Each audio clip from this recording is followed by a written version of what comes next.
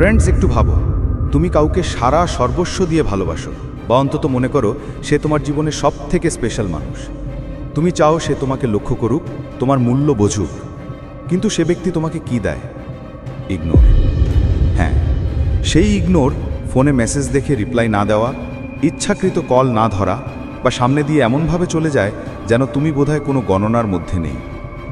এখন সত্য কথা বলো তো, তখন কি তোমার ভেতরে রাগ, কষ্ট আর অসহায়ত্ব একসঙ্গে ঝাঁপিয়ে পড়ে না? হৃদয় কি এটা বলে না, যদি আমি ওকে এমন একটা জবাব দিতাম যে সে রাতভর ঘুমাতেই পারত না? এখান থেকেই এই ভিডিও শুরু, কারণ আজ আমি তোমাদের বলবো ইগনোর করা মানুষকে কষ্টে ফেলে দিতে 5টা সাইকোলজিক্যাল ট্রিক আছে, যেগুলো শুধু ওর চিন্তা ঘুরিয়ে দেবে না, বরং ও নিজে তোমার দিকে টানা হয়ে চলে আসবে। দেখো, মানুষের সবচেয়ে বড় দুর্বলতা হলো অ্যাটেনশন বা মনোযোগ। আমরা সবাই চাই আরও বেশি করে লক্ষ্যে আসা, আমাদের মূল্য বোঝা, কিন্তু যখন কেউ আমাদের ইগনোর করে তখন সেটা আমাদের মস্তিষ্ককে আঘাত করে। আর সাইকোলজি বলে, কাউকে ইগনোর করলে সে নিজেকে প্রমাণ করার জন্য কিছু করেই ফেলতে পারে। তাই এখন পালা তোমার, এই খেলা বদলে দিতে হবে। এবার তুমি পালাবে না, এখন তুমি স্থির হও। আর যখন তুমি থেমে গিয়ে তোমার শক্তি টেনে নেবে, তখন সামনে থাকা মানুষটা ব্যাকুল হতে শুরু করবে। সে কাঁপবে, সে ভাববে হঠাৎই কিভাবে বদলে গেল। এই পুরো সিরিজে আমি তোমাদের জানাবো ওই 5টা পদ্ধতি, যেগুলো অনুসরণ করলে যে কাউকেই যে তোমাকে ইগনোর করে তুমি বাধ্য করে ফেলবে তোমাকে মনে রাখার জন্য, তোমাকে খোঁজার জন্য, এবং সে নিজে তোমার কাছে আসবে। তবে মনে রেখো, এটা কেবল খেলা খেলবার জন্য নয়, এটা তোমার মূল্য বুঝিয়ে দেওয়ার উপায় এবং সামনের মানুষটাকে সেই অনুভূতি দেওয়ার পথ যেটা আজ পর্যন্ত কেউ হয়তো তাকে দেয়নি। এখন আমরা শুরু করব তোমার ব্যথা থেকে, কারণ যতক্ষণ পর্যন্ত তুমি বুঝবে না যে এই ইগনোর তোমার মধ্যে কি আগুন জ্বালায়, ততক্ষণ তুমি সেই আগুন সঠিক দিকেই জ্বালাতে শিখবে না। তাই প্রথম অধ্যায়, ইগনোরের বিষ ও তার প্রভাব। এখান থেকেই খেলার শুরু। আর আমি তোমাদের গ্যারেন্টি দিচ্ছি, যদি তুমি এই ভিডিওটা শেষ পর্যন্ত দেখো, তাহলে পরবর্তীবার যখন কেউ তোমাকে ইগনোর করবে, তুমি কাঁদার বদলে উল্টে সেই মানুষটাকে কষ্ট পেতে দেখবে। সে কেঁদে ফেলবে আর তোমাকে পাওয়ার চেষ্টা করবে। ফ্রেন্ডস, এখন আমি একটা সত্য বলি, ইগনোর থাপ্পড়ের থেকেও বেশি ব্যথা দেয়। থাপ্পড়ের ব্যথা কিছুক্ষণ পর ঠিক হয়ে যায়, কিন্তু ইগনোরের ব্যথা সরাসরি হৃদয় ও মস্তিষ্কে বিষের মতো জমে থাকে। কারণ মানুষের স্বভাবই হলো, সে অন্যের চোখে নিজের মূল্য দেখে। যখন কেউ আমাদের মাধুর্য দেখে, প্রশংসা করে, খেয়াল রাখে, তখন মনে হয় আমরা তার জন্য স্পেশাল। কিন্তু ঠিক সেই মানুষটাই যখন আমাদের ইগনোর করে, তখন ভেতর থেকে একটা আওয়াজ ওঠে, আমি কি সত্যি এতই অযোগ্য? আর এখান থেকেই শুরু হয় আত্মসন্দেহের আগুন। সাইকোলজি বলে, যখন কাউকে বারবার ইগনোর করা হয়, তখন তার মস্তিষ্কে 3টে জিনিস ঘোরে। ওভার থিঙ্কিং, তুমি বারবার ভাবো ওর রিপ্লাই কেন পেলে না, ও কি দেখেছে নাকি না, অর্থাৎ মনের ঘোর ওই মানুষটির চারপাশেই ঘোরে। নিম্ন আত্মসম্মান, তুমি নিজেই ছোট বলে মনে করতে শুরু করো, যেন তোমার মূল্যই আর অবশিষ্ট নেই। এবং ইমোশনাল পেইন, নিউরোসায়েন্স রিসার্চ বলছে, ইগনোর থেকে যে ব্যথা হয় সেটাই আমাদের মগজে তখন অনুভূত হয় যখন হাড় ভেঙে যায়, মানে ইগনোর সত্যি মন ভেঙে যায়। এখন ভাবো, তুমি যখন কাউকে ভালোবেসে মেসেজ করো কিন্তু কোনো উত্তরই না আসে, তখন তোমার ভিতরে কেমন কাঁপুনি ছড়ায়, রাতের ঘুম উড়ে যায়, হৃদয় বারবার ফোন চেক করে, আর মস্তিষ্ক বলে হয়তো এখনই রিপ্লাই করবে, হয়তো এখনই কল করবে। কিন্তু যখন কিছুই ঘটে না, তখন হৃদয় নিজেই প্রশ্ন করা শুরু করে, আমি কি যোগ্যই না, আমি কি কোনো ভুল করেছি? অর্থাৎ ইগনোর মানুষটাকে ভিতর থেকে ফাঁপিয়ে দেয়। ইগনোরের সবচেয়ে ভয়ঙ্কর প্রভাব হলো ভয়। ভয় এই যে ওই মানুষটা সঙ্গবদ্ধভাবে চিরতরে দূরে সরে যেতে পারে। ভয় এই যে হয়তো তুমি আর কখনোই তার চোখে তোমার জায়গা ফিরে পাবে না। আর এই ভয় ধীরে ধীরে এক শূন্যতায় বদলে যায়। তুমি বাইরে থেকে হাসো, কিন্তু ভেতর থেকে ভেঙে পড়তে থাকো। তুমি লোকজনের মাঝে বসে থাকলেও একাকিত্ব কুড়ে কুড়ে খায়। কিন্তু ফ্রেন্ডস, এটাই সেই মুহূর্ত যেখান থেকে তোমাকে জাগতে হবে। কারণ যদি তুমি এই কষ্টকে এভাবেই সহ্য করতে থাকো, তবে সামনের মানুষটা সবসময় তোমাকে দুর্বল ভেবে নেবে। আর যদি এই কষ্টকে শক্তিতে বদলে ফেলো, তবে এই কষ্টই হয়ে উঠবে তোমার সবচেয়ে বড় শক্তি। মনে রেখো, ইগনোর তোমাকে ভেঙে দিতে পারে, কিন্তু সেই একই ইগনোর তোমাকে এতটাই শক্তিশালীও করে তুলতে পারে যে সামনের মানুষটা তোমাকে ছাড়া শান্তিতে ঘুমাতেই পারবে না। আর এই বোঝাপড়া থেকেই বেরিয়ে আসে প্রথম উপায়, অ্যাটেনশনের বা মনোযোগের ভিখারি হয়েও না। ফ্রেন্ডস, যদি আমি তোমাকে জিজ্ঞেস করি ইগনোরের সবচেয়ে বড় কারণ কি, উত্তর একেবারেই সোজা, তুমি নিজেই সামনের মানুষের কাছে অ্যাটেনশনের ভিখারি হয়ে যাও। কারণ আমরা যখন কাউকে পছন্দ করি তখন ভাবি তার চোখে জায়গা করে নেওয়ার একমাত্র উপায় হলো বারবার মেসেজ করা, কল করা, সব সময় তার কথাই ভাবা। কিন্তু সত্যিটা উল্টো। সাইকোলজি বলে যে জিনিসের সরবরাহ বেশি হয় তার মূল্য কমে যায়। ভাবো তো, যদি কারো কাছে তোমার মেসেজ সবসময় পৌঁছে যায়, কল সবসময় বাজে, উপস্থিতি সবসময় পাওয়া যায়, তবে সে কেন তোমাকে গুরুত্ব দেবে? কারণ তার কাছে তুমি এক সাধারণ জিনিসে পরিণত হয়ে গেছো, স্পেশাল কিছু নাও। অধিকাংশ মানুষ এই ভুলই করে বসে, সামনের মানুষটা ইগনোর করে, আর আমরা তখনই ডাবল ট্রিপল মেসেজ দিয়ে ফেলি। কোথায় আছো? রিপ্লাই দিচ্ছ না কেন? আমি কি কিছু ভুল বলেছি? এসব মেসেজ সামনের মানুষের মাথায় একটাই ভাবনা ঢুকিয়ে দেয়, এ মানুষটা ডেসপারেট। আর ডেসপারেট মানুষের কখনোই কোনো মূল্য থাকে না। এখন শোনো, এখানে খেলাটা উল্টাবে কিভাবে। কেউ তোমাকে ইগনোর করলে প্রথম কাজ হলো নীরবতা। হ্যাঁ, চুপ থাকা, না মেসেজ, না কল, না অভিযোগ। কেন? কারণ নীরবতা মানুষকে ভাবতে বাধ্য করে। যখন তার অভ্যাস ছিল যে তুমি সবসময় প্রথমে এগিয়ে আসবে, আর হঠাৎ তুমি হারিয়ে গেলে, তখন তার মাথায় প্রশ্ন উঠবে, হঠাৎ এমন বদল হলো কেন? আর সেখান থেকেই শুরু হবে তার অস্থিরতা। মনে রেখো, অ্যাটেনশনের ভিখারি হয়েও না, বরং নিজের জীবনকে সামনে রাখো। তাকে দেখাও যে তোমার কাছে করার মতো অনেক কিছু আছে। বন্ধুদের সাথে সময় কাটানো, নিজের শখ, নিজের কাজ, নিজের স্বপ্ন। যখন তুমি নিজের জীবনে ব্যস্ত দেখাও, তখন তোমার ভেতরে এক ধরনের চৌম্বক শক্তি তৈরি হয়, আর মানুষ সবসময় সেই জিনিসের দিকেই টানে যা সহজে পাওয়া যায় না। সাইকোলজির গোল্ডেন রুল হলো অভাব সৃষ্টি করে মূল্য। অর্থাৎ যে জিনিস কম মেলে তার মূল্য বেশি হয়। তাই যখন তুমি নিজেকে সরিয়ে নাও, নিজের অ্যাটেনশন কমিয়ে দাও, তখন সামনের মানুষটা বাধ্য হয়ে তোমার দিকে টানা হতে শুরু করে। কারণ তখন তার মনে হয়, আমি কি একে হারাচ্ছি না তো? ফ্রেন্ডস, মনে রেখো, কখনোই অ্যাটেনশনের বা মনোযোগের ভিখারি হয়েও না। কারণ যখন তুমি নিজেকে নিয়ন্ত্রণ করতে পারো, তখন সামনের মানুষটা নিয়ন্ত্রণ হারিয়ে ফেলে, আর সেখান থেকেই শুরু হয় তার তীব্র অস্থিরতা। বন্ধুরা, যদি কেউ তোমাকে ইগনোর করে থাকে, তবে এবার সময় এসেছে তাকে তার নিজের অস্ত্রেই জবাব দেওয়ার।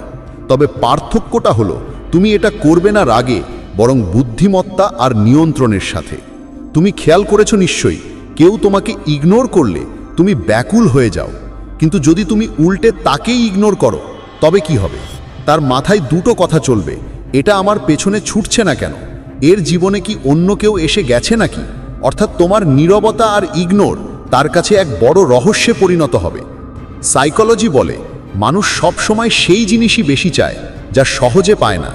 যখন তুমি তাকে ইগনোর করবে, তখন তার ভেতরে তৈরি হবে অনিরাপত্তা। সে ভাববে, এতদিন তো এটা আমাকে বোঝাতো, এখন হঠাৎ বদলে গেল কেন? এখন হঠাৎ এতটা বদলে গেল কিভাবে? এই ভাবনাই তাকে অস্থির করবে আর তার ঘুম কেড়ে নেবে। এখন প্রশ্ন হলো, কিভাবে ইগনোর করবে?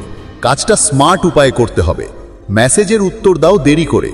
আগে তুমি সেকেন্ডের মধ্যেই রিপ্লাই করতে, এখন 3-4 ঘন্টা পরে কথা বলো। সোশ্যাল মিডিয়ায় অ্যাক্টিভ থাকো, কিন্তু তাকে ইগনোর করো। মানে স্টোরি দাও, কিন্তু তার মেসেজের উত্তর দিও না।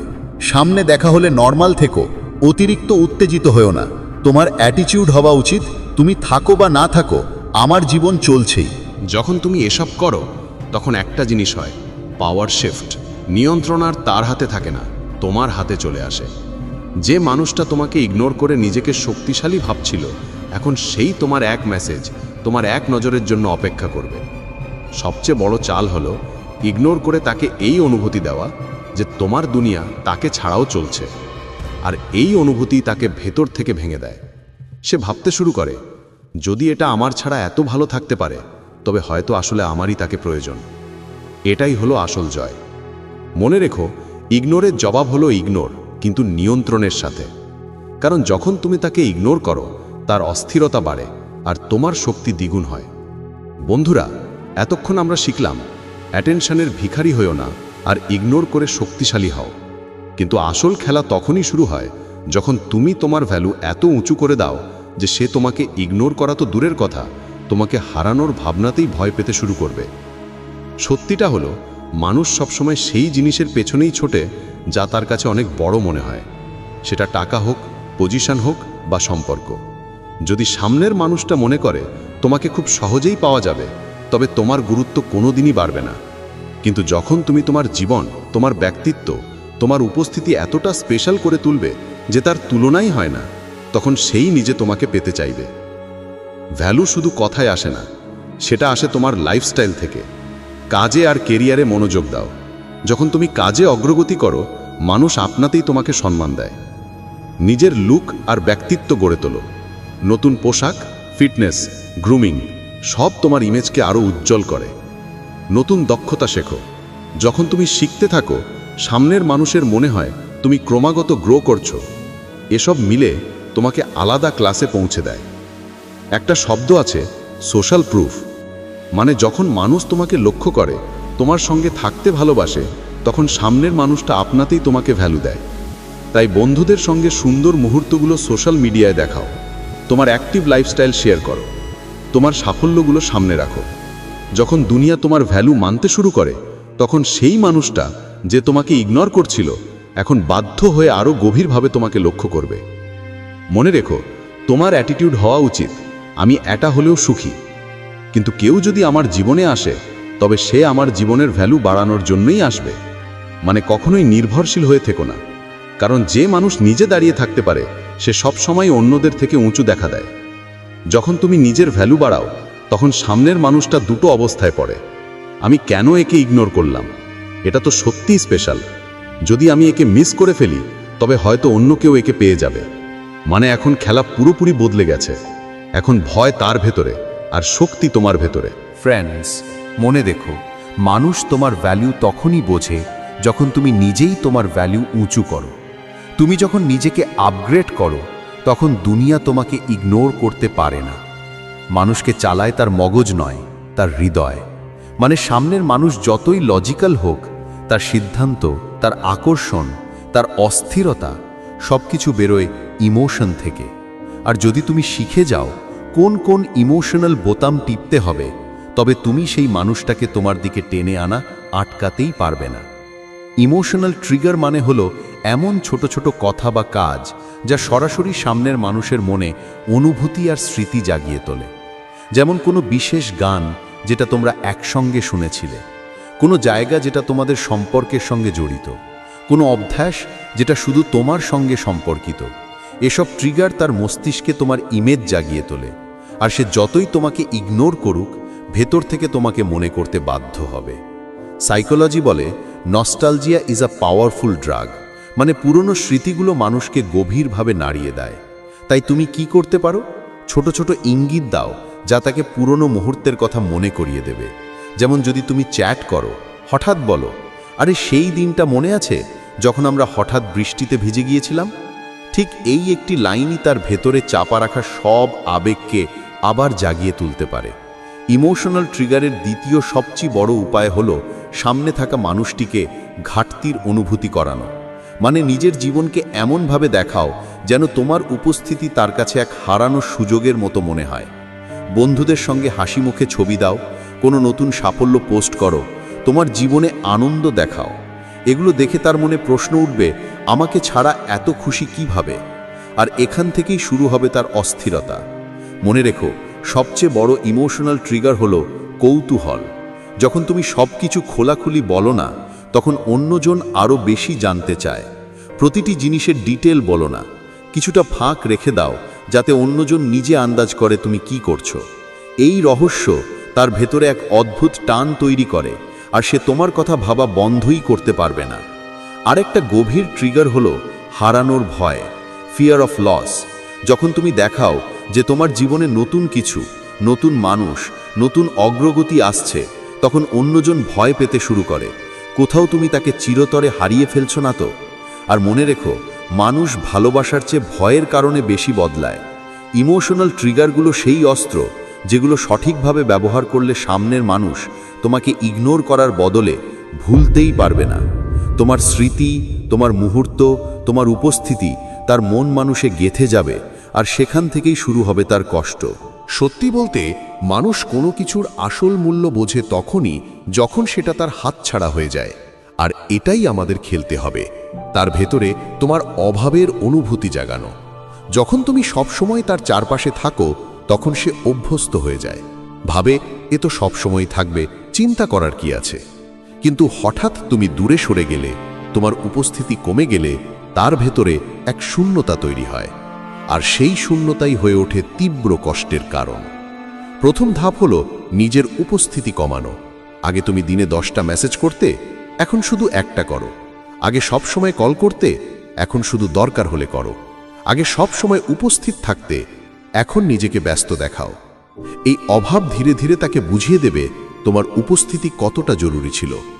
কখনো কখনো সরাসরি কথায়ও এই অভাব দেখানো যায়, যেমন আগে তো আমি সব সময় তোমার সঙ্গে থাকতাম, এখন হয়তো আমার তেমন সময় নেই। তোমার তো কিছু যায় আসে না, কিন্তু আমার অভ্যেস বদলে যাচ্ছে। এই লাইনগুলো তার মনে বারবার বাজবে, আর সে ভাবতে শুরু করবে, সত্যি তো আগে এত কাছাকাছি ছিল, এখন কেন দূরে চলে গেল। আজকের দুনিয়ায় সবচেয়ে বড় অস্ত্র হলো সোশ্যাল মিডিয়া। নিজের অনুপস্থিতি বোঝাতে বন্ধুদের সঙ্গে সুন্দর মুহূর্ত শেয়ার করো, কিন্তু তাকে ট্যাগ করো না। নতুন কোনো অ্যাক্টিভিটি বা হবি দেখাও, সুখী আর ব্যস্ত জীবনের বার্তা দাও। এগুলো দেখে সে ভাববে, এ তো আমাকে ছাড়া খুশি, হয়তো আর আমার জীবনে জায়গা নেই। আর এই আঘাতই ভেতর থেকে তাকে জ্বালিয়ে দেবে। সবচেয়ে বেশি ভয় পায় মানুষ তখনই যখন ভাবে তুমি অন্য কারো সঙ্গে বেশি খুশি। বন্ধুদের সঙ্গে হাসি খুশি ছবি দাও, নতুন কোনো গ্রুপ বা সার্কেলে যোগ দাও, দেখাও তোমার হাতে অপশন আছে। এটা দেখে তার ভেতরে জেগে উঠবে, কোথাও আমাকে রিপ্লেস তো করছে না। আর এই ভয় তার কষ্টকে তুঙ্গে পৌঁছে দেবে। অভাবের অনুভূতি করানো মানে হলো খেলার নিয়ন্ত্রণ নিজের হাতে রাখা। না খুব বেশি প্রকাশ করতে হবে, না পুরোপুরি অদৃশ্য হতে হবে। শুধু এতটাই করতে হবে যাতে সে তোমার অভাব অনুভব করে আর বারবার ভাবে, কেন এটা আগের মতো আমার সঙ্গে নেই। মনে রেখো, ইগনোর করা মানুষকে সবচেয়ে বেশি কষ্ট দেয় অভাবের অনুভূতি। আর এই অনুভূতি তুমি তখনই জাগাতে পারবে যখন নিজের ভ্যালু নিজে বাড়াবে, নিজের উপস্থিতিকে কন্ট্রোল করবে, আর তাকে বাধ্য করবে ভাবতে, একে হারানো মানেই আমার হারের শুরু। এখন শেষ ধাপ হলো এই পুরো খেলাকে কিভাবে শেষ করবে। মনে রেখো, তোমার সামনে দুটো পথ আছে। তুমি চাইলে তাকে শিক্ষা দিয়ে চিরতরে পিছনে ফেলে দিতে পারো, আবার চাইলে তাকে নিজের দিকে টেনে আনতে পারো। কিন্তু এবার শর্তগুলো তোমার হবে। দুই ক্ষেত্রেই নিয়ন্ত্রণ তোমার হাতে, আর এটাই হলো আসল জয়। যখন তুমি এইসব কৌশল ব্যবহার করবে, সে আগেই কষ্টে থাকবে। এখন তোমার শুধু একটু একটু করে এই বার্তা দেওয়া দরকার, দেখ, আমি তোকে ছাড়াও নিজের জীবন গড়ে তুলেছি, কিন্তু যদি আমায় পেতে চাস, এবার খেলা আমার শর্তে হবে। এই লাইনগুলো সরাসরি বলতেও হবে না, তোমার অ্যাটিটিউড, বডি ল্যাঙ্গুয়েজ, পার্সোনালিটি থেকেই বার্তাটা বোঝা যাবে। এখন প্রশ্ন হলো, তুমি কি তাকে আরেকটা সুযোগ দিতে চাও, নাকি শুধু তাকে কষ্ট দিয়ে নিজের জীবনে এগিয়ে যেতে চাও? সিদ্ধান্ত তোমার। তবে দুই ক্ষেত্রেই খেয়াল রেখো, যদি দ্বিতীয় সুযোগ দাও, তবে আর কখনো নিজের ভ্যালু কমতে দিও না। আর যদি এগিয়ে যাও, তবে দেখিয়ে দাও তাকে ছাড়া আরও শক্তিশালী, আরও বড় জীবন তুমি তৈরি করে নিয়েছো। ফ্রেন্ডস, এই পুরো যাত্রার সবচেয়ে বড় শিক্ষা হলো, কেউ তোমাকে ইগনোর করার সাহস তখনই পায় যখন তুমি নিজে তাকে সেই ক্ষমতা দাও। কিন্তু যখন তুমি নিজের মনোযোগ নিয়ন্ত্রণ করো, নিজের ভ্যালু উঁচুতে রাখো, ইমোশনাল ট্রিগার ব্যবহার করো, আর অভাবের অনুভূতি করাও, তখন সেই মানুষই যে গতকাল তোমাকে ইগনোর করেছিল, আজ তোমার একটি ঝলকের জন্য তৃষ্ণার্ত হয়ে থাকবে। এখন এটা তোমার হাতে, শুধু শুনে ছেড়ে দেবে, নাকি জীবনে কাজে লাগিয়ে নিজের গল্প বদলাবে। মনে রেখো, তুমি স্পেশাল, তোমার ভ্যালু আছে, আর যদি কেউ এটা না বোঝে, তবে সে তোমার জীবনের যোগ্যই নয়। আজ থেকে কখনো কারোর পেছনে দৌড়াবে না, কখনো নিজের ভ্যালু নামাবে না, কখনো নিজেকে কম ভাববে না। কারণ যখন তুমি নিজের শক্তি নিজের হাতে রাখো, তখন দুনিয়ার কোনো মানুষ তোমাকে ইগনোর করার সাহস রাখে না। তাহলে ফ্রেন্ডস, যদি এই সিরিজ ভালো লেগে থাকে, তবে শুধু শুনে ছেড়ে দিও না, জীবনে প্রয়োগ করো। কারণ জীবন বদলানোর সিদ্ধান্ত সবসময় ভেতর থেকে নেওয়া হয়, বাইরে থেকে নয়। যদি এই তথ্য ভালো লেগে থাকে আর তোমরা আরও এমনই আকর্ষণীয় আর প্রভাবশালী ভিডিও দেখতে চাও, তবে স্টোইক মাইন্ডসেট বাংলা চ্যানেলটি সাবস্ক্রাইব করতে ভুলো না। দেখা হচ্ছে পরের কোনো ভিডিওতে, ততক্ষণ ভালো থেকো। ধন্যবাদ।